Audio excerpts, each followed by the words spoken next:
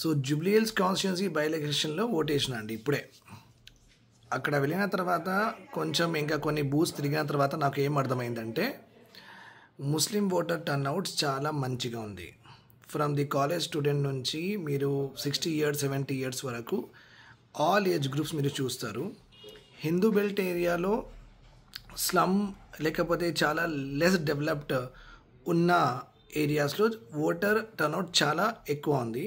So అంటే ఏంటంటే హిందూస్ కొంచెం upper middle class rich class ఉన్న వాళ్ళు బేసికలీ చాలామంది అన్అవైలబుల్గా ఉన్నారేమో, or else they are not coming out to vote. అది నాకు అర్థమైంది. కానీ ఎలక్షన్స్ అనేది down traded sections of society కాబట్టి వీళ్ళ టర్న్అవుట్ మాత్రం చాలా మంచిగా ఉంది. సో దట్ ఈస్ నా ఎనాలిసిస్. అండ్ చాలా ఈజీగా ఫ్రీ అండ్ ఫేర్ ఎలక్షన్గా జరిగింది. So there is no hiccups. అసలు అక్కడ రిగ్గింగ్ చేయడానికి ఛాన్సే లేదు. ఎస్ఐ సిఐ ఇంకా స్పెషల్ ప్రొటెక్షన్ ఫోర్స్ అందరూ చాలామంది ఉన్నారు. And there is no chance కొంచెమైనా రిగ్గింగ్ అవ్వడానికి.